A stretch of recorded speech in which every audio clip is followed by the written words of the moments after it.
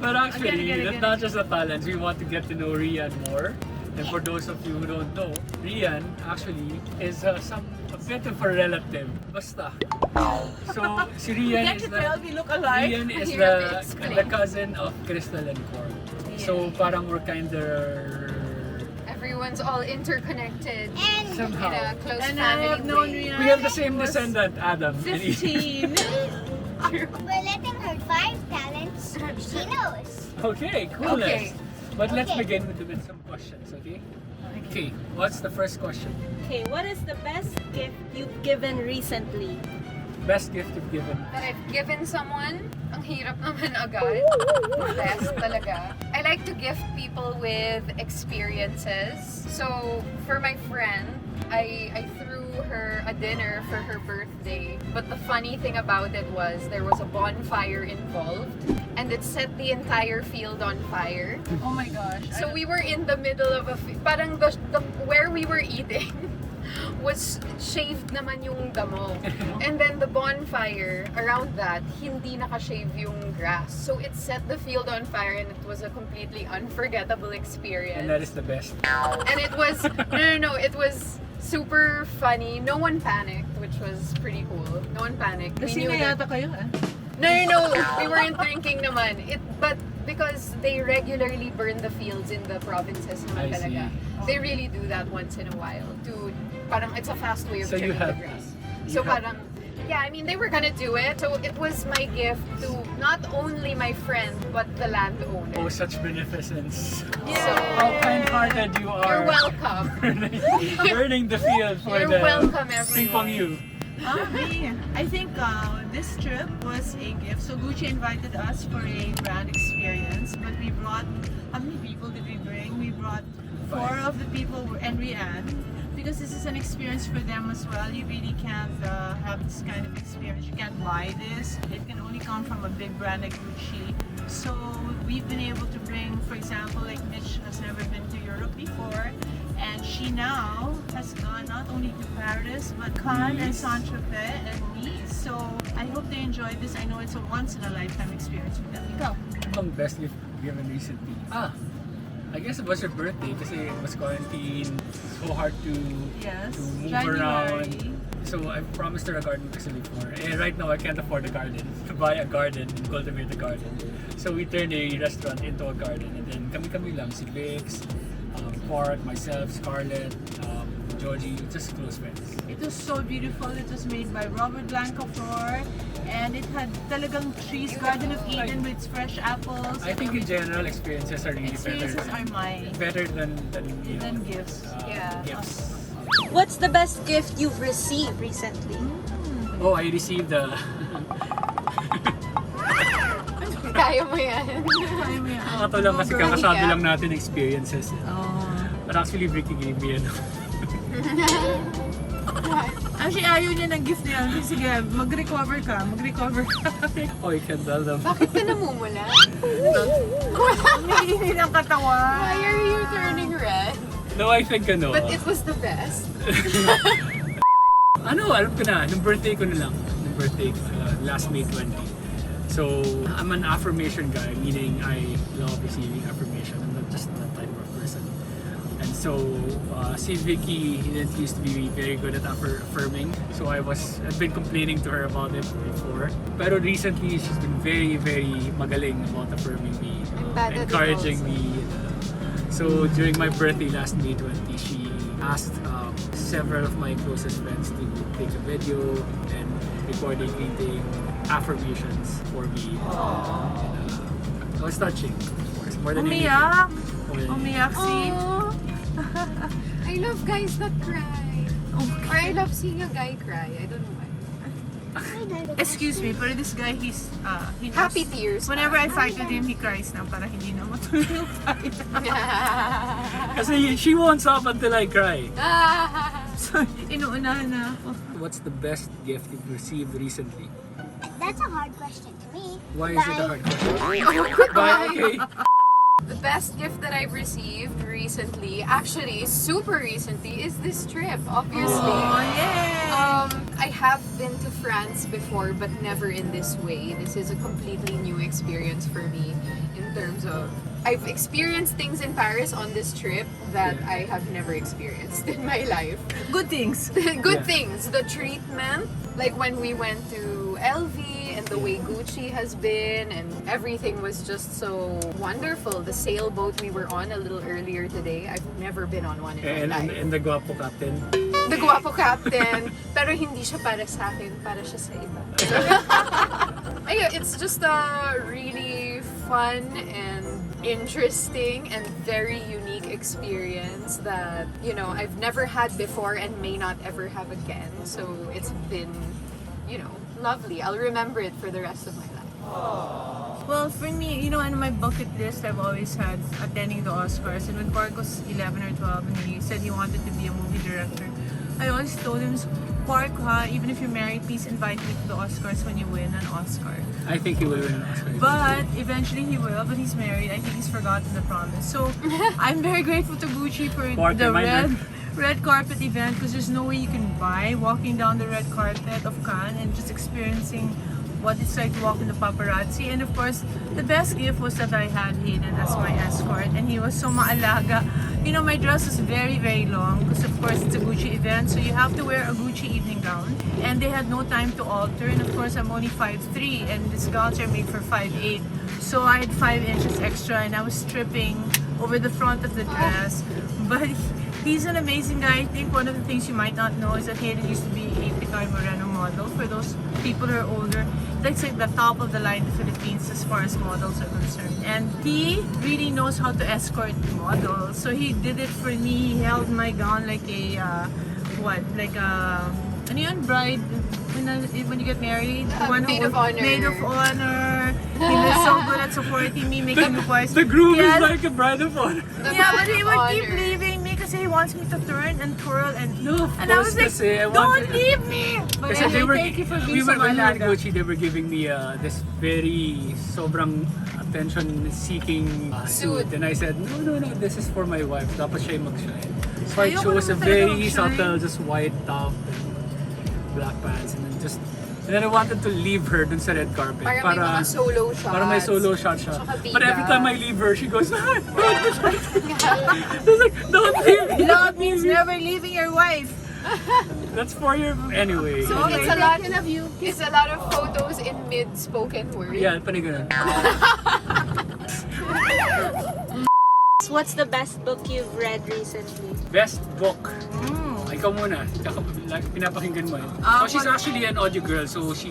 Okay, so there are audio people, visual and kinesthetic. I'm kinesthetic and auditory, so I only listen to books.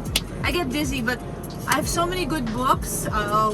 One of them that I'm really grounding me right now is Simon Sinek's Begin With Why. And it just reminds me of why I started Belo Medical Group, why I'm in this, and it's just inspiring to be, you know, back to your roots instead of worrying about so many things. But the basic thing is we want to make people happy by doing life, transforming, makeovers. Helping them make life changing, transformation. Transformation.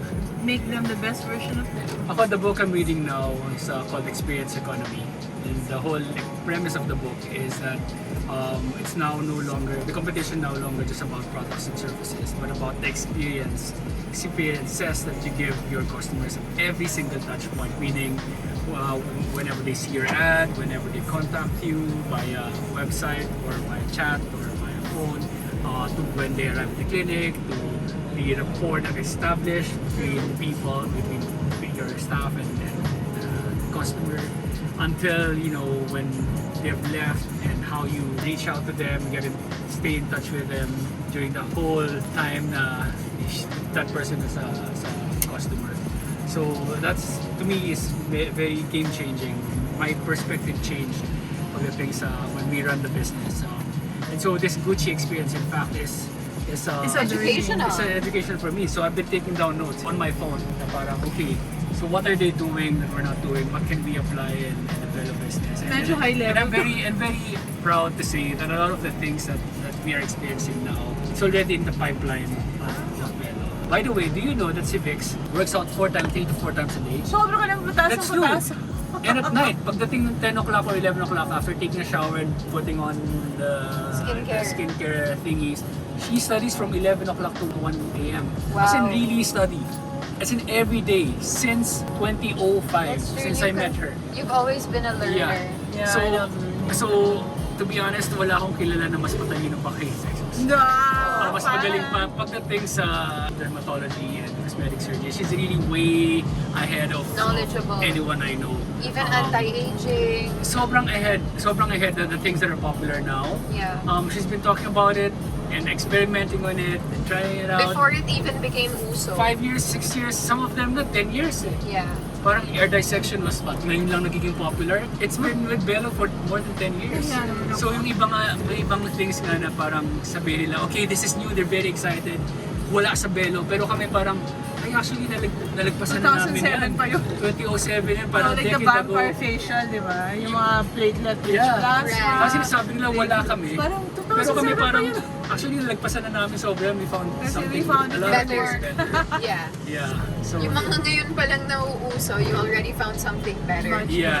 Woo! But you know, whenever we go on a trip, for example, like this, for sure, I'm already bugging him. Let's go to Yeah. London. We need to visit this clinic.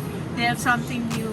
I'm actually very infamous for not That's right. liking Oo nga reading. pala. Okay. She doesn't read.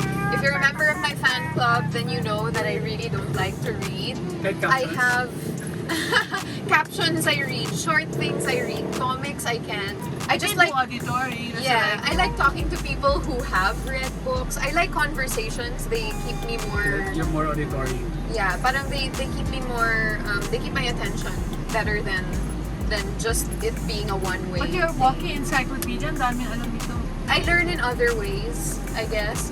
The only Instagram. audiobook the only Twitter. audiobook I have on my phone would be the Bible, which we use for Bible Wow, study. galing It's the only naman. one. So I hope you're reading the Bible. I listen are? to it. So what's something that people will always find in your fridge? Scarlett will answer that for us. I know. You'll find chocolate. Sa akin, what ba? Chocolate. Parang Aminin mo na, nothing. chips! Chips, but that's not in the ref. You're a That's not in chips the ref. I'm a guy. chips guy. Oo. It's not in the ref. Skin products. And I don't have something. Melatonin. Liquid melatonin. Wow. Papatulog. Daddy Is that loves more chips. fast? Really safe? Papatulog. Yeah. Under the top. Okay. Mommy loves chips. Mommy loves chocolate. Mommy always eats in the bed. Is the that one- true? What's the one thing they will always find in your ref? What's in your ref? I think cheese. Okay, next Cheese pala, question. cheese. What is the last item of clothing you've added to your wardrobe? Naku, sa dami naman. I know Best exactly what mine items. is. I know exactly what mine is. Yay! I'm so It's a happy. black Burberry heritage jacket.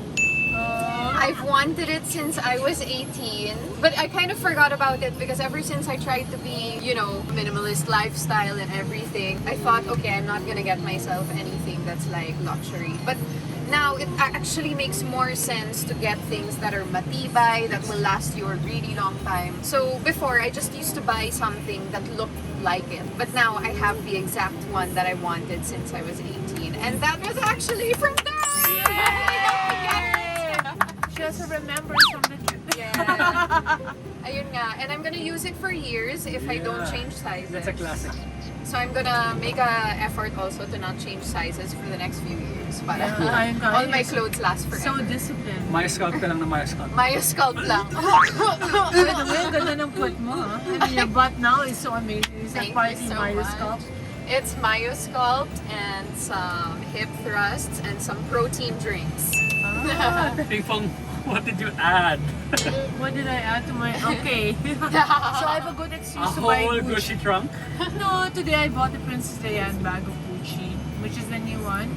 It's a medium size. It's very cute. It kind of looks like the capucine of Louis Vuitton. But it's cute. It is, of course, Gucci is colorful. So it's got an orange leather Neon, strap. Neon strap. Yeah, that's nice nga. Not cute. Me, I got the backpack ni Louis Vuitton na Christopher backpack. I have a collection of Christopher backpacks. But this time they made it's this big, the Christopher backpack. Now they made a version this small. You got it? I didn't see it. It's a small black one, na naging sling Pwedeng siya. hiramin. It's a sling bag, tapos it's black lang, and then What are you you can gonna wear put it. in it? cellphone, mask, alcohol, face shield, Face Ingat ka shield. talaga. tapos credit card, membership card, Tama. sa Wow, membership card sa battery ng camera. Dami naman. Ha? Kasi pagkakasya mo lahat yun. What is one object you would never part with? You can never part with. My wedding ring. Wow. Hindi ko suot, Fanny. My wedding ring. I always wear my wedding ring to remind me of my wife, my daughter. What's the third? It's me, Vix, and God at the center. But me and Vix equals Scarlet. So we ended yesterday when we finally got to the town of Santa Fe, which of course the one we have to see. And we went around, and so then we got too tired to continue the vlog. So we're continuing it today. We are now in the Gigi. It's a beach club. It's a members only fun club. Yeah, so basically at night it becomes a really happening place. There's music, dancing, etc.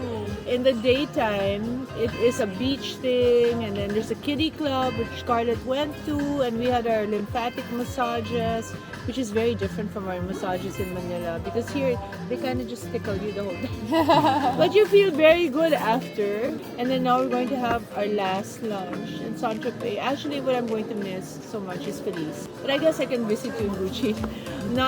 And the camaraderie we had. It's really different to travel together. Are you always in touch, no? You're always online Yes, shopping. we become so Online close. shopping. This is This is the Siri of Gucci. Felici is Vicky's Siri of Gucci. Hey Felici, you have the green Whenever I version share of my this sales associates with the Filipinos, they look for them. So, please, I'm still your number one forever. Right? So now I'm having a hard time. I want to scratch this question because Hayden gave an answer that how can we top, right, Rian? I'm not even going to attempt to compete with Hayden's wedding ring answer because I don't have anything that deep that I can't live without. I'm just gonna say phone just because I do everything with it. It's my wallet na din eh. That's how I pay na for things. I just like use the apps on the phones to pay for everything. So that's why it's useful. Phone, Face mask. It's also my portable family because I call my family with it. So ayun na, face mask. I can live without that, honestly. I can't wait to live without that. The Filipino photographer that we hired to take pictures of us in the red carpet walking, because to keep memories of this experience, he got there late and he wasn't able to take pictures. Not his fault though. Not his fault. The normal in me would be like crying, oh my god, a once in a lifetime experience. I wasn't able to look my best. I wasn't able to capture the moment. But I didn't even have any reaction. All I did was ask God, what are you trying to teach me? And the lesson that I learned is you should never make things, events, crazy things in your life your idol. Like only God really matters. And I think tell me naman I did wrong because I was very amazed with myself. I actually learned a lot from the way you handled it because the first thing you said when we couldn't find the bag on the, what do you call it? The conveyor belt? Yeah, The conveyor thing. belt. We couldn't find the bag and then the first thing she said was, Lord, I know everything happens for a reason. And I was like, wow, that is not, that's not my natural reaction if I lost a suitcase. I've never seen anyone more calm. So I was like, I Peace learned that something that surpasses day. all understanding. I finally know what it means. But you see, I cry because it's really, I still feel bad, but I think finally I have my priorities in order. That's nice. Well, I hope you guys enjoyed our sharing of our experience with you, especially in Cannes. And I know. oh, what's the message? If we can, you can. Okay, so don't forget to like. And comment. And subscribe. I'm crying if you don't. To my YouTube. Thanks for channel. watching, guys. Thank you for watching. Arrivederci. Yes.